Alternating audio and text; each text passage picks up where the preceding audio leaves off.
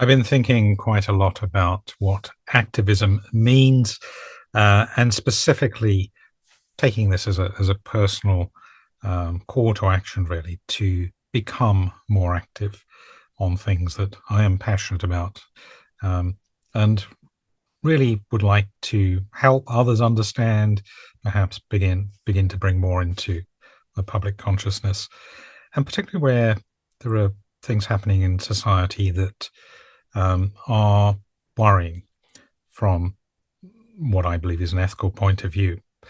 Um, so actually taking a bit more of a stand. Um, Now, with all of this, it brings home the question of what actually is activism, what forms of activism I, or indeed anyone, might feel drawn to become more engaged with, and perhaps actually being mindful of what is going to be most effective. I, in thinking about this, have really come back to something I feel very strongly about when I look at uh, a lot of social media posts, a lot of YouTube videos, a lot of what is written online, particularly and spoken about in the media. In my case, an interest in trans matters, how horribly toxic and frankly simplistic a lot of the debate, if we can call it that, is. Um, becomes very polarized, often reduced to headlines, reduced to sound bites. My way or the highway. My way is right. Anybody that doesn't believe this is clearly not very clever. Seems to be the standard kind of response. Now, there's obviously a lot beyond that, um, or the arguments are not necessarily very well articulated, or they take a bit of effort to go and read a book, for example, or read some research. So I think a part of activism is of being compassionate with activism is to try and avoid polarizing a debate, is to contribute your experience, your story, your point of view, the story of loved ones to you, real experiences, and to be clear about what it is you want to make others aware of, to consider, and hopefully, from your point of view, to change. That may come ultimately either through a change in social attitudes or it may be a policy change implemented by a government or some authority. So compassion really being the guiding principle here. And when I look at a lot of the debate, I actually find myself on trans matters at times not being settled either way. I'm not 100%, even though I may quite strongly err towards a particular point of view. I'm not 100% there.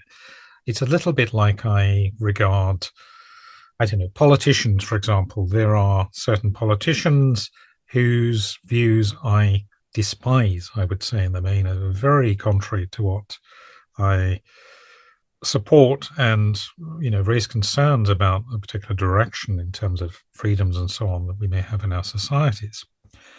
But rarely is it the case that any one of those individuals is totally without any principle, or that there is something that they say that I might agree with.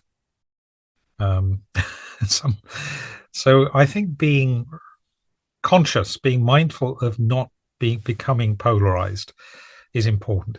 Being ready to listen and to try and understand what the arguments are for differences of points of view other than our own. Quite often, it's going to involve being respectful, tolerant, maybe accepting compromise, and also recognizing that sometimes there are circles that can't be squared. Where the trans debate is concerned, one example here, I think, is around women's safe spaces. I don't have a strong, decided view on this. I really can see both sides of this argument. And it seems to me this is an example of something where a compromise really is not going to be possible to achieve. But ultimately, policymakers are going to have to make a decision one way or the other. So it may well be, as is the case, of course, of many, many things if you live in a democracy, that decisions ultimately are taken that aren't in your favor, essentially, aren't in favor with your point of view, what it is you want to change.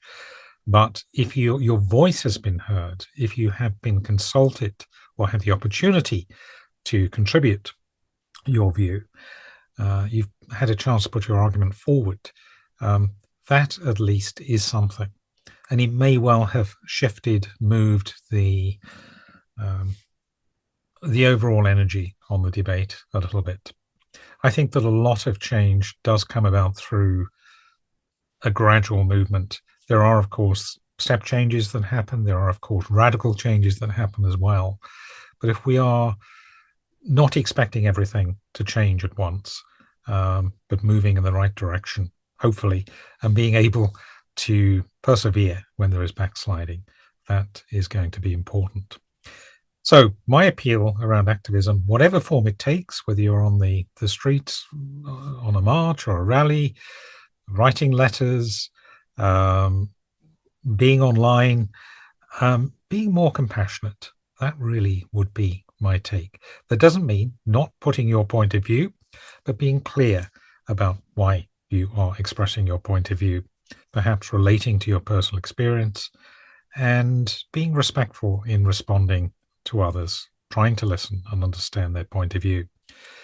It's very hard when people just put a blunt, sometimes abusive, or deliberately rude, for want of a better word, strapline, headline as a response. I tend just to let all those go, just let them go over my head. I just don't know how to respond to them, because I know if I do come back and say something, it's probably just going to generate a lot of unhelpful energy. Unless someone is ready to engage in respectful debate online, I just tend to let that go. But otherwise, really trying to understand counterpoints of view and respecting where people are, the different points, the fact that not everyone, of course, is going to be as passionate about our topic or have any understanding or very limited understanding of it compared with someone whose lived experience is sort of motivating them on a course of activism. They have their own worries, their own priorities.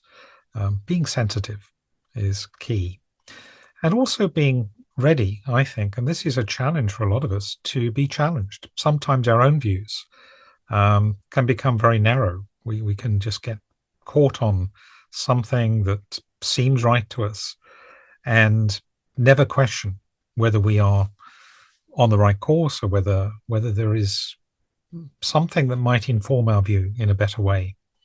So sometimes the opponents, as it were, the counter arguments, can challenge us. And I think if we are ready when it's appropriate, may not often be the case, but when it's appropriate to revise our points of view, to kind of accept we were wrong, as it were, or we didn't have the full picture, then that is a very mature and healthy approach to activism as well. So just some initial thoughts here. Really the focus being on being more compassionate, better listeners, avoiding toxicity. I hope that will start to happen a little bit, because the debate I see out there is on trans issues is pretty nasty in the main, and it really doesn't have to be.